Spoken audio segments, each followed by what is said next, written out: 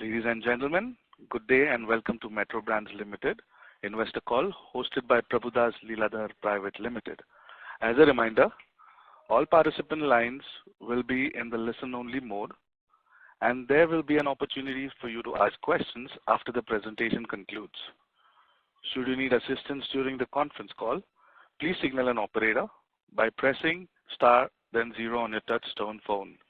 Please note that this conference is being recorded. I now hand the conference over to Mr. Amnish Agrawal from Prabhudas Lilladher.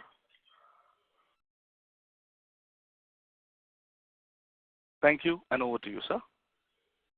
Hi, I welcome all to the conference call hosted by Prabhudas Lilladher for Metro Brands Limited for their second quarter earnings. Now I will introduce the management. Today we have Mr. Rafiq Malik, who is the chairman of the company, Mrs.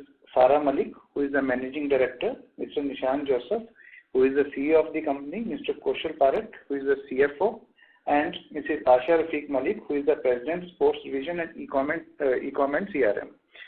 Without wasting any time, now I hand over the call to Mr. Nishan Joseph to make the opening remarks, after which we will open the floor for Q&A. Over to you, sir. Thank you, Amnish, and my apologies to everyone for the slight delay in starting the call. And with that, I'd like to welcome you to our Q2 FY24 earnings call. I'm pleased to report that in spite of facing pent-up demand last year, a delayed festive season that moved most of the key festivals from Q2 to Q3 of this year, we've been able to close the quarter with a 15% growth over last year, along with a 15% PAT. This quarter has been very much in line with our expectations, and hence we've delivered numbers consistent with our continued guidance. I'll dwell into some of the key highlights that have contributed to our performance. In Q2 FY24, we saw year-on-year revenue growth, which reached an impressive 15%. This uptick in growth surpasses the 12% year-on-year growth witnessed in the previous quarter. A notable factor behind this growth is the slow but on-pace normalization of demand as we move past the pent-up demand experienced in Q2 FY23 compared to Q1 FY23. Additionally, this year's festive period has been slightly delayed, with festivities in FY24 occurring approximately 2.5 to 3 weeks later than last year. As we progressed through the quarter and as anticipated, we did start to see the positive effect of the approaching festival season. Our store expansion strategy remains on track with a net addition of 29 stores, including entry into 8 new cities across all formats. This expansion reflects our commitment to enhancing our presence in both existing and new markets and strengthening our brand's reach and accessibility. E-commerce continues to be a driving force behind our growth, with Q2 e-commerce sales, including omni-channel, reaching 60 crores. This segment saw 45% growth, showcasing the increasing acceptance of our digital channels by our customers. Looking to the first half of FY24, we witnessed stable year-on-year growth of 13% when compared to the previous year. Our store expansion strategy continues to thrive with a net addition of 56 stores and an entry into 15 new cities in the half, spanning all formats. I'm also pleased to add an update to our store count, as earlier this week we announced the opening of our 800th store for Metro Brands. E-commerce sales, including omni-channel for H1, amounted to 121 crores with a remarkable 53% growth. Our digital investments, presence, and capabilities continue to be a source of strength, contributing to our overall performance. We've also been proactive in managing challenges with the first half at a standalone basis, very much within our guidance of 15 to 17% PAT, with the half coming in at 17.1%. This despite incremental expenses of 100 basis points due to ESOP issuance and Ind AS accounting, the latter primarily due to increased new store openings. We remain vigilant in managing and optimizing our operations to maintain our profitability. Lastly, our premiumization strategy is making substantial headway, with sales of footwear priced over rupees 3,000 accounting for 48% of our business. This reflects a positive response from our customers and highlights our commitment to delivering high-quality products and an enhanced consumer experience. Before I close, I would like to add some color on our Fila integration. As we mentioned in earlier calls, the 3-year plan is to clean up the inventory and rationalize the current stores and distribution through this year. The second year to reset the brand and position it for success in the coming years. And the third year will be focused on acceleration. And as a follow-up to the impending BIS regulations, we're gearing up for the implementation of the compliance requirements in January of 2024, though we still lack full clarity on all aspects of it. However, as guided previously, we have front-loaded inventory to help mitigate any supply issues caused by the implementation. In conclusion, Q2 has been a period of solid growth and strategic advancement despite the many challenges faced by Metro Brands. I would like to thank the entire team at Metro Brands for their continued focus and hard work in ensuring we lead the way to serving India's footwear needs. We're excited about the opportunities that lie ahead and remain dedicated to delivering value to our shareholders and customers. Thank you again for joining us. Apologies again for the delay, and we look forward to discussing our performance in further detail in the Q&A session. With that, I'll turn it back to the moderator to open it up for questions. Thank you very much, sir. We will now begin the question and answer session. Anyone who wishes to ask a question may press star and 1 on their touchtone telephone. If you wish to remove yourself from the question queue, you may press star and 2. Participants are requested to use handsets while asking a question. Ladies and gentlemen, we will wait for a moment while the question queue assembles.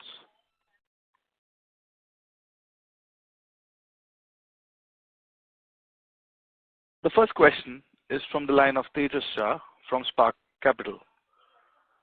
Please go ahead. Thanks. Thanks for the opportunity and congrats on a decent set of numbers in the current environment. So just wanted to start with your read on the prevailing consumer sentiment in general, and specifically on the premiumization trend that we have witnessed since COVID till now. How is it evolving, and what's your read on the same going forward? Thanks for your question, Tejas. What we're seeing is probably a temporary headwind of timing, more than it is a economic headwind that we're facing. So the challenges we face were predominantly due to the pent-up demand from last year, number one, and the shift in festivals, which really is a temporary headwind. It's a timing headwind, not an economic headwind. Overall, we feel the consumers in our segment remains resilient to the business and is appreciative of the product offerings we have. Sure. And so we have seen a decent traction in our online sales, and you spoke about it also that our omni strategy is working well. So just wanted to understand the margin profile of that business, and the breakup of that business. Is it more platform driven, or is it D2C, or is it like largely third party B2B in nature? So, one of the reasons our e-com business hovers in the low double digits, which has just crossed double digits for the first time, Pages, is because we do not want to get into the discounting game, right? Which unfortunately is the mainstay of Indian e-tailing today. Our business is done in multiple ways. One of them is products we sell directly to the marketplaces. But the main business that we really look at nurturing is what we call our omni-channel business, where we light up the inventory across all our stores onto different platforms. And the advantage of that is twofold. One is we're able to increase our inventory utilization by getting products across the country and also reducing our time of delivery. And the second reason we like that is we're also able to control any discounting that happens online, right? So if there's discounting that is unfavorable to us, we will be able to turn it off very quickly. Overall, the margin profile of that business is relatively healthy, in line with our regular business, but e-commerce is not an easy business overall with costs associated. So it's just not a margin profile that you might be looking at. You might want to look at the end cost profile. And I can tell you, if you look at all the pure play e-com players, you get the sense that it's not the most profitable business in the world for most people. So consequently, it's the same thing for us. Having said that, though, the way we try to grow it is to do it through curating ranges that will add both brand salience and also not be in any way dilutive to us. Very clear. And the last one from my side, that's on FILA. So in last 2 quarters, there have been 3 WIP dimensions pertaining to FILA that you would have spoke about. One is on cleaning up of legacy inventory, A. Second is optimizing route to market or accelerate store expansion somewhere around second half of FY24-25. And product and brand positioning, where do you want to place the brand, whether you want to place at premium or semi-premium end. So if you can give us some update on all the 3 dimensions. All right, so, the first one is probably the first important step that we're going to focus on most of this year, which is cleaning up the existing inventory, because we don't believe that inventory is in line or reflects where we want to take the brand in the coming years. So that's number one. And that's work in progress. It's progressing well, but as we've always guided, it's going to be diluted to us, our performance in this year. And hence, I would encourage you to look at our standalone numbers if you want to get a true comparative read on how our business is doing. And that way it keeps FILA to the side, right? So that's going to continue probably through most of this year, Tejas. The second one is, store expansion. First, we need to rationalize the stores and the distribution, the route to market that we have today, and we need to make sure that it is congruent with where we want to take the brand in the future, right? And so what I mean by that is when we look at our real estate deployments of stores, do they represent the brand correctly, both in terms of being in the right malls, but also being in the right locations in those malls? Because that makes a big difference in how your brand is perceived by consumers if you're in the right locations in the right malls. Distribution to other channels outside of us needs to be tightly controlled, so there's not extensive discounting or there's not overstocking of product going on that further leads to brand dissonance down the road. So that whole distribution piece is a critical part of how we're going to be approaching most of the latter part of this year and the early part of next year. And then last but not least, is the positioning of FILA. We honestly believe that in the sports fashion space, FILA has A, relevance, B, awareness that we can play to and build on, somewhat similar to making it akin to the China model, where China FILA does roughly $4 billion because they position themselves differently than your typical athletic brands. And we see that consumer in India that is quite savvy going and migrating towards it as well. So that's how we want to position the brand, which will be starting late this year and go well into next year, and then that leads us to the third year where we will accelerate the brand, which will include store openings and positioning and so on and so forth. Sure. And so one follow-up there. You said legacy inventory will be cleaned up by FY24, or there will be some spillover in FY25 as well? No, by 24 we should be done with legacy inventory. Great. That's all from my side, and thanks and all the best. Thanks, Tejas. Thank you. The next question is from the line of Devanshu Bansal from MK Global. Please go ahead. Sir, hi. Thanks for the opportunity. Just to take forward from the previous question on e-commerce sales, you indicated that your focus is on growing omni-channel sort of sales through your own stores. But the numbers that we are reporting suggest that there is a significant amount of growth in the e-commerce channel other than the omni-channel sales. So just wanted to check, does this mix in any way, since the mix of e-com is increasing, does this in any way sort of impact our margin or return profile? I'm sorry, you broke up there for a second, Devanshu. Can you just go, we got you till the point that you read it as it was driven by other channels other than Omni, and then we lost you. Sure. So I was indicating, sir, you indicated that the focus is on omni-channel sales, but the numbers that we have reported suggest that there is a significant amount of growth that we have seen in the e-commerce space, X of omni-channel in this quarter per se. And you also indicated that the other part of the business is slightly, I would say, margin diluted because of excessive discounting in the online channel. So I wanted to check, does this increase in mix of online in any way impact our return or margin profile going ahead? Yeah, so, and it's a good catch, and thanks for asking the question. What that is really, as you know, right now is a period of the immense discounting sales and the festival sales that go on the Amazons of the world and so on and so forth. So what that was actually shipments to those channels being booked in that period of time, which is similar to last year, mind you. It's no different than last year, being booked in the last quarter. And hence you see that Omni didn't grow as fast as the rest of the business. Having said that, Omni still grew a very solid number over the last season, and it continues to grow relative to the rest of the business. Don't forget the rest of the business was also a little challenged because of the reasons I mentioned.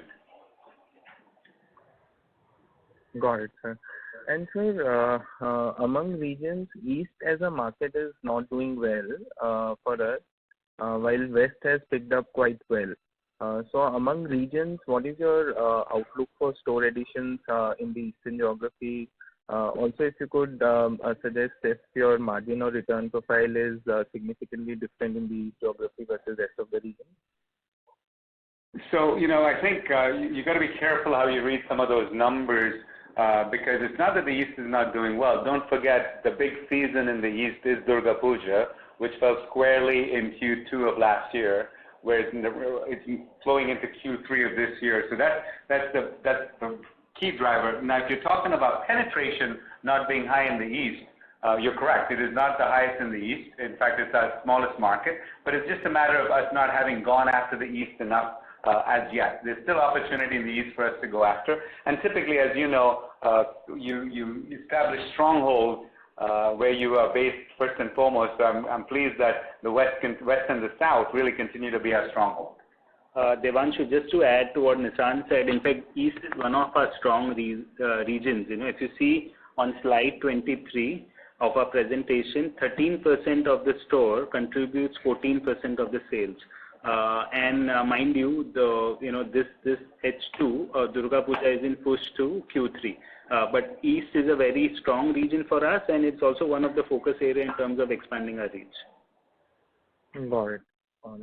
And last question from my end, should we read this from Crocs penetration point of view? There is a relatively slower network expansion versus Mochi and Metro.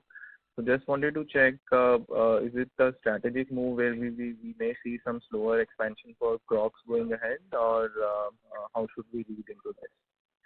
Well, I think there's two parts to that question. One is it's not really much slower than the rest of them. What you've actually seen is a very accelerated growth of Crocs 4 years ago, where we grew it from almost 0 stores in the last 5 years. We still added stores for Crocs. We added 2 stores in the last quarter, and this year, in a 12-month period, we'll add somewhere in the 20-plus range of Crocs stores. So it's not like it's falling behind, and we guided that we'd open 100 stores. It's going to be 20% of our growth. What it really is driven from is our focus to grow our Metro and Mochi brands as well, right? So you're seeing a lot of focus being distorted to growing those brands, which are extremely profitable and extremely well-run banners for us. And that's what you're seeing, And also, the market size for Crocs is not as significantly wide as that for a Metro or Mochi, right? Metro and Mochi can probably go into 400 cities in India, whereas Crocs is probably not as big, but it's still a very big opportunity for us. The other thing is also, the number you don't see in that growth number is that we closed 5 Crocs stores, and this happens a lot because either malls die or high street go dead because the mall got built up. So we went into the mall with a new store, but we had to close the store in the street, so consequently it looked like we didn't grow, but there's actually another 5 stores that we closed. If you look at it net, it has a different number. If you just look at it the hard number for each one is 7 stores. Got it, Nissan. Thank you so much for answering my question. Thanks, Devanshu. Thank you. The next question is from the line of Nihal Mahesh Cham from Nuvama. Please go ahead. Yes, thank you so much. Good evening, Nissan and Kaushal. My first question was on the numbers, that if I look at the standalone numbers separately, the OpEx growth is much lower than our top line growth as well as a square footage addition. So if you could just give some more clarity, is it that we have pruned our advertisement expenses or any other part of those OpEx given how the slowdown was? Just some clarity on that. Nihal, sorry, that's a continuous exercise. We keep close tab on all our expenses, but if you closely see, more or less, it's in line with how the sales have grown. Nissan also mentioned, if you see our overall at a PBT level, there is an impact of around 1%. Due to ESOP costs and Ind AS 116 impact, which generally comes when you are opening stores aggressively. But cost control is something that we do on an ongoing basis within our company. No, point taken on that, Kaushal. In fact, even if I adjust for the divergence between the top line growth or let's look at square footage addition and the OPEX is even wider and something that's appreciated. But just any specific aspects which have been taken care of, which could just give better clarity on how this has been achieved. Nihal, I'll urge you to see the numbers. It's more or less in line. If you see it as a percentage to sales, because the good amount of our costs are also variable in nature. So if you compare absolute amount, you may see it has gone down because obviously rentals, staff salary, etc. to a certain extent are variable in nature. So and Q2, as you know, is our smallest quarter. It's close to about 22-23%. So that also has an impact. But if you see it as a percentage of sales, they are more or less in line with sales ratio. Sure. Point taken on that, Kaushal. The second question was on crops. I know we discussed it earlier, but just if I look at the last 2 years evolution, the number of cities that a mochi and a crops wasn't similar. Today, obviously, mochi is in 16 cities more. So when you look ahead in terms of, say, adding these 20 stores and maybe the limited opportunity because of the price point, is Crocs going to see more density per city, or are you all planning to take this brand wider as you look at the evolution for Crocs ahead? Well, so the reality is, every city that has a mochi or a metro cannot take a Crocs today, right? But don't forget, India is changing rapidly, and India is growing very quickly, and we know that Tier 2 and Tier 3 cities are going to be the new hotbeds for growth in the future. So it's a matter of balancing and figuring out what is the right time to enter a city. And, we have our own internal formulas and vectors that we use to determine when we believe a city is right and ripe for a Crocs product. We don't see it as, Crocs being in any way reaching its full capacity of stores it can open. I think it's got some more runway, especially in the south and the west, for us to grow. And, and we continue to grow it. And we also sell Crocs in our existing stores, right, Nihal? So that gives us a good point of view on what that city and how that city will react to a Crocs if we were to do a standalone store. So there are many, many factors we take into consideration, but the short answer is there's no way that every city that has a metro or a mochi will have a Crocs store because of what you said. The price points are different. The consumer profile is different. Thank you so much. Just one last question was on the quality control order. It has obviously been pushed for most categories to 1st Jan, which has given us some more time to assess. Is it that for most of our vendor network, despite, say, some of the uncertainty, we are comfortable that most of the implementation would be in place? Or maybe at this point in time, the approach is to keep the inventory in place and then post-Jan, we'll figure out how things have to eventually be implemented? No, we're taking 2 steps to this, right? One is, of course, making sure that we don't see a disruption to our supply chain, and hence we are, forward buying inventory because we remain relatively certain that we'll be allowed to sell any products that we own prior to Jan 1st into next year. So that would ensure that we mitigate any supply chain disruptions caused by the BIS. So that's number one. Number two, where the compliance outlines have been given to us, where we have granularity and clarity on what these guidelines are, we've got our vendor base to go ahead and get certified and get the product approved. So part of the issue is not so much whether our vendors want to do it. They're more than willing to do it. We have vendors that are capable of doing it. We just want to make sure that we have all of the parameters required, because to be quite frank with you, it's been a little bit of a moving target, even at this later stage. Understood. Thank you so much. Thanks, Neil. Thank you. The next question is from the line of Abhishek Getam from Alpha Invesco. Please go ahead. Am I audible, sir? Yes. Yeah. Thank you for the opportunity. So my question was regarding Walkway. So we've seen Walkway store count come back to FY20 levels, and it's commendable growth from FY22 and store expansion. So I just wanted to have a little bit of flavor on numbers on Walkway on revenue side, and how do we see this growing in our whole portfolio? So one of the reasons you saw it only come back to those numbers is, as you remember, we closed about 17 D-Mart stores early in 2021, right? So that's another reason you've seen us go backwards by about 25% of our store count, and to build it back up, right? We think the Walkway consumer exists and is very strong. At the same time, we want to make sure that we understand that business well and good before we pour the gas on it and accelerate it. So it is still work in progress. We will continue to devote resources to fully unlocking that consumer's potential, and once we do that, we see strong opportunities for a brand that caters to that segment of the market. Understood. So eventually this Walkway brand expansion will be focused more towards tier 2 and 3. Is that understanding right? Well, not really. I think they're focused to a different consumer, and that different consumer exists in all the markets that are out there. I was just in Chennai last week, and there was a mall we were in, and I was able to, with the Walkway in the mall, by the way, right in the middle of Chennai, and we were able to see our consumers shopping that mall. It's just a different consumer that it targets. So that consumer exists in all the cities.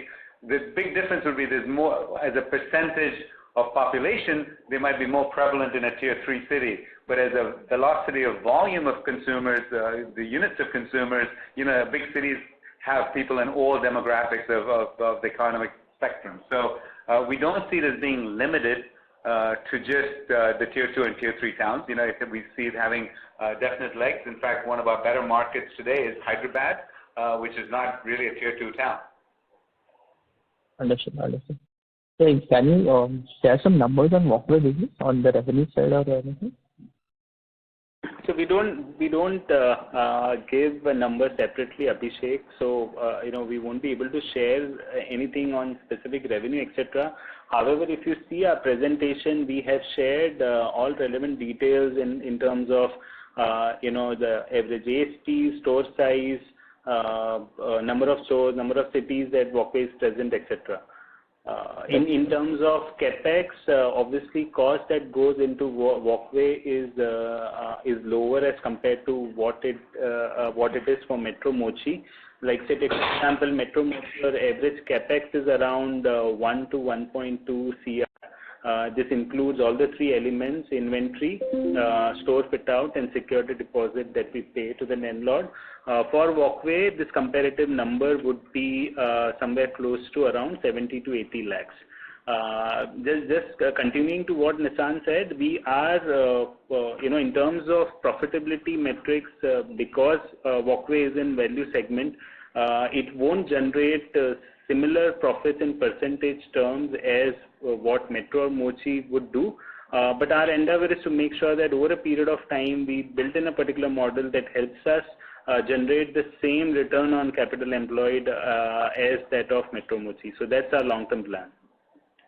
Understood. This is very helpful, sir. Just one last question, a broad level question on Walkway. Do we see this Walkway as growing to a 500,000 crore business for us in that type of in that range? I think the reality is, as a business, we want to consider only businesses that can get to a significant level of our sales, right? There's no sense in dabbling in a business if it's not going to grow. So all our business units, when we put them through the filter of capital allocation or even resource allocation, our big understanding and question is, where do we see this particular brand, this banner in 5 years? And to your point, if it doesn't have those kind of metrics, it would not be very attractive to us. Understood. Thank you. Thanks a lot. That's all. Thank you. Ladies and gentlemen, a reminder to all the participants, you may press star and 1 to ask a question. The next question is from the line of Kapil Jagasia from Nuvama Wealth Research. Please go ahead. Thank you. Thank you for taking the question, and good afternoon to all of you. So looking at your average realization of H1 FY24, and if I compare that with H1 FY23, and if I then calculate that for this quarter Q2, your average realization per unit seems to have corrected on a YOY basis. This I'm only saying pertaining to this particular quarter. So is it that average realization for in-house brands is reducing and that of third-party brands is increasing? Is my understanding correct on this?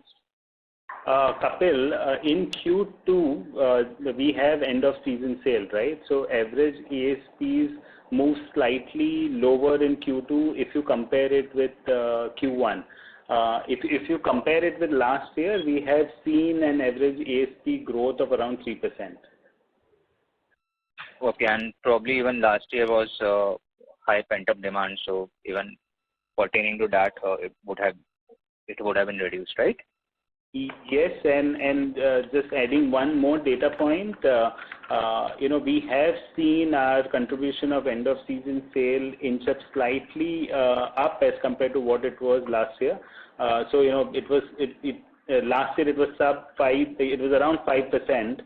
It is close to about 7.5% for H1. So that also has slight impact on the ASPs as well as on the gross margins.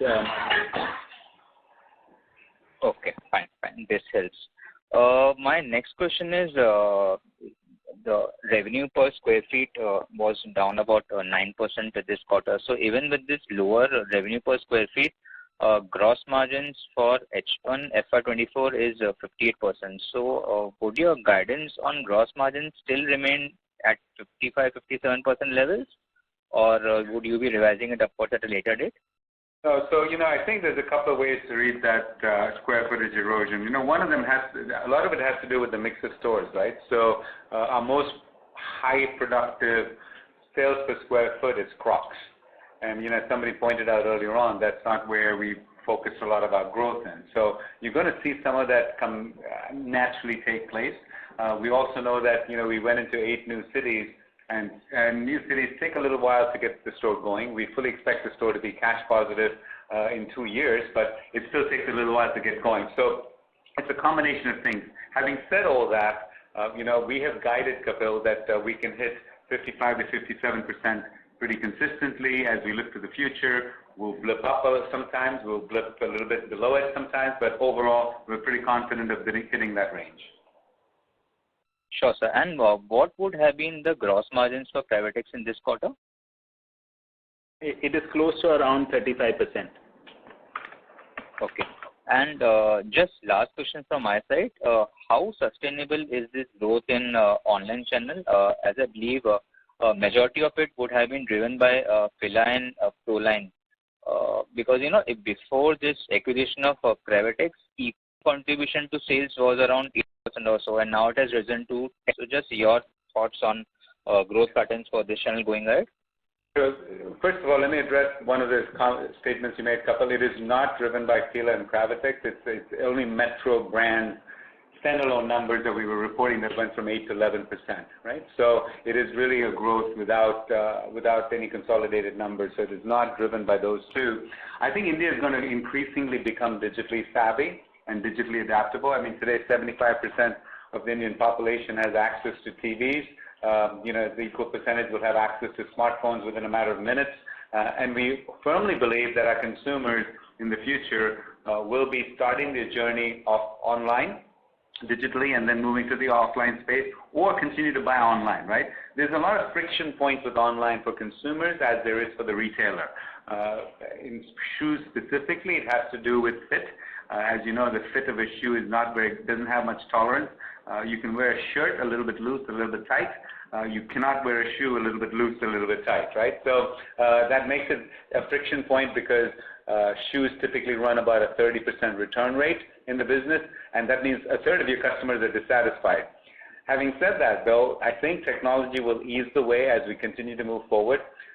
So the good news for us is we see brick and mortar as continuing to have vibrancy and a need in the market simply because consumers enjoy a shopping experience. At the same time, we see the convenience of e-commerce coming into play, giving that channel more growth. Sure, sir, for that. And any internal targets for this e-com channel, 60 crore run rate for the quarterly basis, so around 240, 250 CR. So any internal targets looking at 500 CR revenue from this or any percentage of sales number? Couple, you don't give up, do you? I think our goal is to maximize the opportunity in every channel without in any way eroding the profits or, more importantly, eroding the brand, right? If I wanted to hit a target of X double-digit % in e-commerce, we could do it day after tomorrow, but then we wouldn't have a brand by the end of the week, right? So it's a matter of managing growth to where you're having growth, it's profitable growth, it adds to your brand value, and it's sustainable. And that is an evolving number. I'm going to tell you the number I have in my mind today will probably be very far off in the next few months. So it's one of those, it's a dynamic situation, and for me to make a comment on that, I don't want to box myself in either. Sure, sir, sure. Thank you for answering all the questions. All the best to you. Thank you. Thanks, Kapil. Thank you. The next question is from the line of Kinjal Mota from Banyan Tree Advisors Private Limited. Please go ahead. Hi, thank you for the opportunity. My question is around ASP and product pricing. So when I look at the presentation for this quarter on the slide number 26, if you look at product pricing sales mix, what I understand is more than 85% of sales is derived from products which are price ranged between 1,500 to 3,000 and 3,000 plus. But when I look at average selling price, that is somewhere around 1,500. So since we don't have volume data, I'm trying to understand that why is ASP around 1,500, whereas more than 85% of sales is coming from products which are priced at more than 1,500 or even 3,000 plus. Kinjal, this is primarily due to impact of accessories. We sell lots of accessories below 500 rupees as well. Classic case being, say, Crocs Gibbets, which sells around 250 to 300 rupees per piece.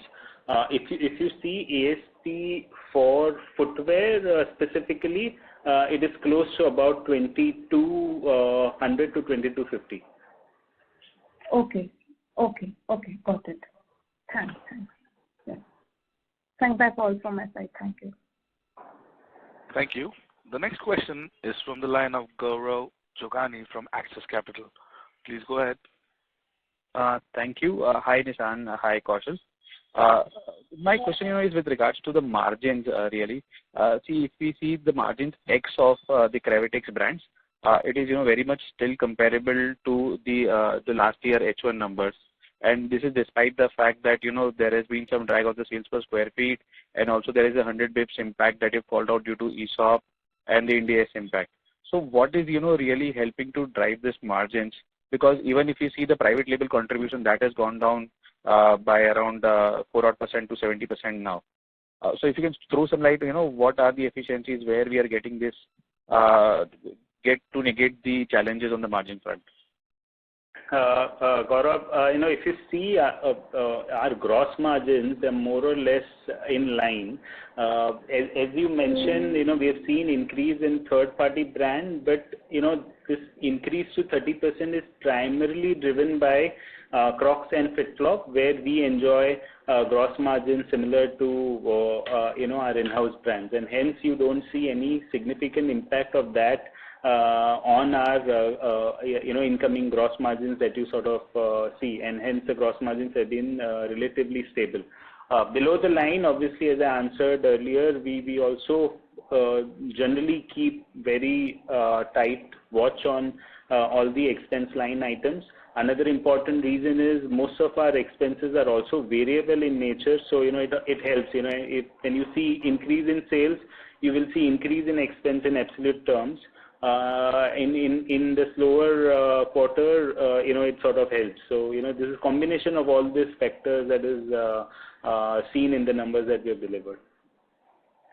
Okay, sure. So it's largely the efficiencies that are showing up that is able to help to drive the margins despite the Gravitex impact. I hope that understanding is correct. Yeah, I think, Gaurav, if you see standalone numbers on separately, you will see that we've seen slight increase in expense as such. Our sales have grown by 15%. If you see for H1, our sales has grown by 13% and our PAT has grown by around 8%. I've given explanation for about 1% delta, which is on account of ESOP and Ind AS 116, and then balance 50-60 bits is on account of certain increases that we have seen under certain line items. Sure. And my next question is with regards to the contribution from the 3,000 plus segment. That has consistently continued to remain near that 48% average now for H1, if I speak so. So if you can highlight, what kind of segments is really contributing to this 3,000 plus product contribution, and are there any specific brands that are really contributing to this? Yeah. So, we have two brands of J. Fontini and Da Vinci, which is our own brands that we operate in the Metro and Mochi stores that focus on the more premium product ranges, right? So which is our own brand. So that's number one. We're seeing growth in both those brands. Number two, the Crocs average ASP is much higher than 3,000, and so is the FitFlop. FitFlop, the average ASP is closer to 7,000 rupees. And then we also carry key brands like Skechers and Birkenstocks that also come with high ASPs. So it's really about making sure that we have the right products for our consumers that shop our stores, and they tend to like the products like Birkenstock, like Crocs, like Da Vinci, like J. Fontini, that come with a higher ASP. Sure. So just one follow-up here. Do you see this trend sustaining even going ahead, or is it really, a short-term phenomena because of the K-shaped recovery that we are seeing in the overall economic recovery? Well, we've had this kind of growth over the last quite a few quarters, right? And I would have attributed more of this being a spurt when they came out of their pent-up demand. They were cooped up inside for COVID for 3 years and decided they were going to go outside and treat themselves to a real nice pair of shoes, right? I would attribute it less to this period of time. So the way we see it, this is more indicative of where the consumer is going in our segment, right? There's different segments of consumers out there, as you well know, Gaurav. But in our segment, this consumer is showing that they want to gravitate and maintain that level of quality and value by them, in our products. Sure, Nishan. Thank you for answering my question. That's all. Thank you. The next question is from the line of Vikas from Equirus. Please go ahead. Thanks for the opportunity. So my first question is with respect to the demand. As you did highlight that there were some sales that were being postponed because of this festive getting delayed, right? So, is it something that you're witnessing that this is returning back since festive is near the corner now? Yeah, I think our early indications, because is in line with our expectations. The East is getting closer to Durga Puja, and we're definitely seeing that. But a lot of these things in retail you'll find is you can't do a math formula and say, 2 weeks before Durga Puja, what did I do last year versus this year? There's lots of variables, right? Payday makes a big difference in all of retail. There are other factors, as simple as, was the 2nd of October on a Monday this year versus a Sunday last year, that has an impact on your business. So there's many variables. But as we look through all those variables, we feel comfortable and confident that it bodes well to our statement earlier that this was a timing headwind and not an economic headwind. Correct. Got it. Very clear. And second question is more to do with the revenue per square feet. So of course last year, as you mentioned, there was some element of pent-up demand and demand remaining strong. We did see our quarters doing roughly around an average of around 5,500 revenue per square feet, which for last 2 odd quarters, can we broadly say that the new normal will be roughly at around this 5,000 revenue per square feet, or it is just that timing issue as you just mentioned, and it can even return back to that 5,500 revenue per square feet number going ahead? No, I feel confident that we'll get back to that number. Like I mentioned, there's a lot of variables behind that number dipping down. A lot of it has to do with new stores that you open, right? And the new stores that you open, depending on the towns that you open in and the concepts that you open. Crocs has a high sales per square foot, but Metro, though it does significantly more volume than a Crocs store does, won't have the same sales per square foot. So you've got to look at it a little bit in balance, and when we go back, even last year through Q1, when we had the pandemic, getting to that 5,500 number was not, is definitely something that we could guide to and feel very comfortable on an annualized basis. Of course, we're going to go up some quarters and down some quarters. Correct, right. Got it. And yes, sir, thank you so much. Yeah, I got it. Thank you so much. Thank you. The next question is from the line of Anirudh Shetty from Solidarity Investment Managers. Please go ahead. Hi, thank you for the opportunity. I had 2 questions. My first question is, something that we do uniquely is at the store level, we offer a high level of variable pay to our staff, which incentivizes them to, get more sales. So just wanted to understand at the store level, what is the split between the fixed and the variable component? So Anirudh, broadly the split would be somewhere close to 60-40, 60 being variable and 60 being fixed and 40 being variable. It differs depending on which state and city you see, because in certain cities at a high minimum wages it would be slightly lower, but on a global basis this is the average. Got it. And is this true for both the store manager as well as the staff, or does that differ? For manager it is almost entire amount is variable. Got it. And this is something that's fairly unique about what Metro is doing, which helps us differentiate ourselves. Just wanted to understand what are the other aspects of our culture, and what are we doing differently that has allowed us to become such a leading player and allowed us to do so well in the past. Anirudh, thank you for those very nice things. What we see as doing is not brain surgery, and it's not magic, right? What it is executing the details of retail every single day. I wish there was some magic pill or potion. I'd write a book and I'd retire. It is going through the grind every single day and making sure that you stay focused, keep ego out of the way, work on facts and data. And, we've got years and years of retail experience in this building, right? And it's utilizing all of that every single day. And furthermore, I'm not so sure I want to talk too much about it because who knows who's listening, right, Anirudh? So. Absolutely. But thank you for those very nice statements, Anirudh. No, thank you for answering the question. Appreciate it. Thank you.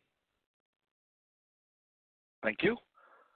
The last question is from the line of Umang Mehta from Kotak Securities. Please go ahead. Hi, thank you for the opportunity. I just had one question on Fila particularly. So, do you think that with the brand repositioning you're planning to do this year, you're working on inventory, but next year, do you think that the brand could break even? We do. That's what we are all working on. But towards the end of FY25 and last quarter, our endeavor would be to sort of try and break even. But it's somewhere in end 25, 26 is what we expect break-even point to sort of come in. Understood. Yeah, that's it. Thank you so much.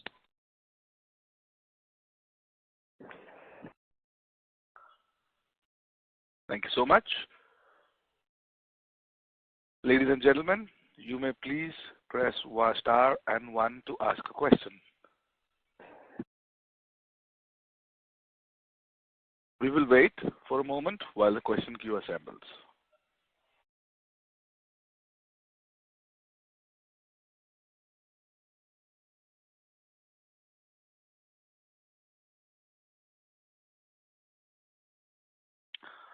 Ladies and gentlemen, as that was the last question of the day, on behalf of Prabhudas Lilladher Private Limited, that concludes this conference. Thank you for joining us, and you may now disconnect your lines.